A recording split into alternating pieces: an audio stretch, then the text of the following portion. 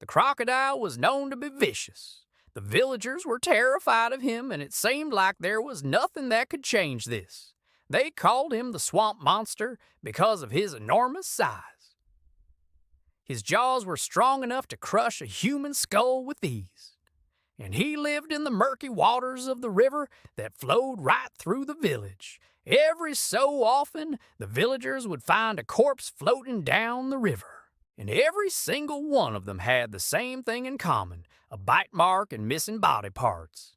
This meant only one thing: the swamp monster was attacking people, but no one knew why. People disappeared without a trace, and some even said that if you looked into the eyes of the swamp monster, it would lure you to your death. No one dared to go too close to the water's edge out of fear of being snatched up by its sharp teeth. Children were especially warned to stay away from the river. It simply wasn't safe. However, despite all this, a young boy named Toto insisted on going to the river to collect water for his family. He didn't care how dangerous it was. Despite his family telling him not to, he went anyway. Would he also become another victim of the terrible swamp monster?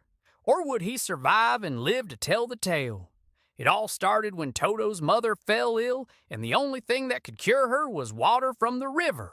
She told Toto to go and collect some for her, but she warned him not to go too close to the water's edge. Toto nodded obediently and rushed off to the river. As soon as he arrived at the river bank, he could see the water was a dark green color and smelled like rotten flesh. There was also something else in the air, though. He couldn't quite put his finger on what it was, but it made him feel uneasy. Despite this, he knew that he had to get the water for his mom, so he ignored the feeling. When he leaned down to scoop some water into his bucket, he saw the most terrifying sight imaginable: the swamp monster itself staring back at him. Its eyes were black and soulless, and its sharp teeth glistened in the sunlight. Toto froze in fear, but the crocodile just stared at him before disappearing back into the murky depths. Toto was shaking, but he had to get the water for his mother, so he took a deep breath and tried to forget about the crocodile. As he filled his bucket, though, he couldn't help but glance nervously at the water. Every time he did, he thought he saw the crocodile lurking beneath the surface. Just as he was about to leave, he heard a splash in the water and turned around. To his horror, the crocodile was back, and it was heading straight for him. It opened its mouth wide and lunged. Toto screamed and dropped his bucket. Then he ran as fast as he could away from the river. He could hear the crocodile crashing through the underbrush behind him, and he knew it was gaining on him. Just when he thought he was about to be caught, he turned and saw an opening in the trees. He dashed into it and kept running until he reached his house. He burst through the door and collapsed on the floor, gasping for breath. His family rushed over and asked what had happened. He told them about the crocodile and how it had chased him. But before he could finish his story, the crocodile was at the door. Everyone screamed and hid as the crocodile pushed its way inside. It was huge, and its eyes were glowing red in the darkness. Toto's family huddled together and waited for the worst, but the crocodile didn't attack.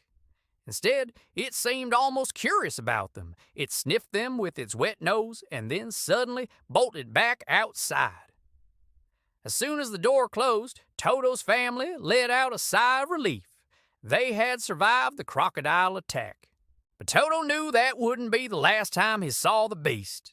He could feel its eyes on him from outside the house, and he knew it would be back. So he spent the next few days making traps to catch the crocodile. He set up snares, but the crocodile was too quick for them.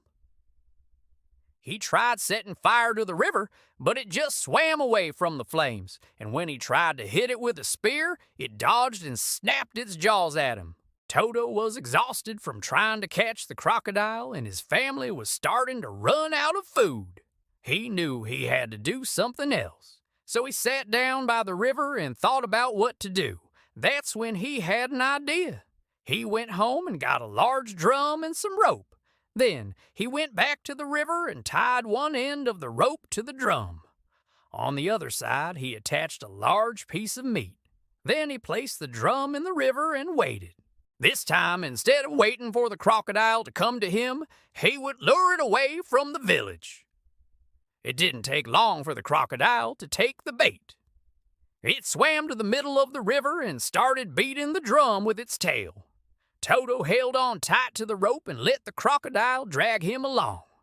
He kept going until he was far away from the village and the crocodile still hadn't noticed him. Finally, he stopped and hid in the tall grass. The crocodile continued beating the drum, but it didn't stop. It kept going, and eventually the sound faded away. Toto waited a while, then slowly made his way back to the village. He told his family about his plan, and they all agreed it was a good one. They just didn't know how to stop the crocodile from coming back. Toto had an idea. He gathered everyone together, and they marched down to the river. They were all armed with spears and clubs, but they knew that wouldn't be enough. They needed a bigger weapon. That's when Toto suggested building a dam. If they could block the flow of water from the river, the crocodile would have nowhere to hide. Everyone got to work right away. They used logs and rocks to build a wall across the river. It was hard work, but they kept going until it was finished. Then they waited. Soon the crocodile came back. It was looking for more food, but it quickly realized the river had been blocked. It tried to swim over the dam, but it was too tall. The crocodile was trapped. Toto and his family rushed over and started hitting it with their spears. The crocodile roared in pain and tried to bite them, but they were too quick for it. Eventually, the crocodile grew weak and died.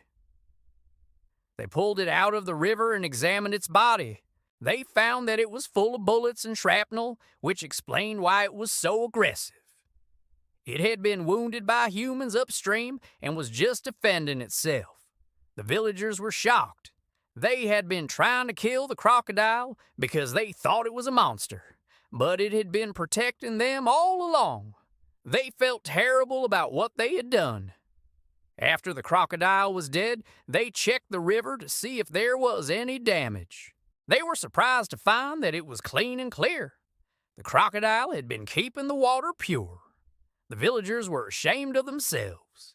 They had judged the crocodile by its appearance and hadn't taken the time to understand why it was doing what it was doing. They decided to honor the crocodile by building a statue in its place. From that day on, they also made sure to keep the river clean and protected. They knew that they had been wrong about the crocodile, and they never forgot the lessons they had learned. As for Toto, he became known as the hero of the village for his bravery and quick thinking. He had saved his family and everyone else in the village from the wrath of the swamp monster. But he never forgot the creature's sad eyes and the way it had sniffed his family before leaving. He knew that despite its ferocious appearance, the swamp monster was just a misunderstood creature trying to protect its home.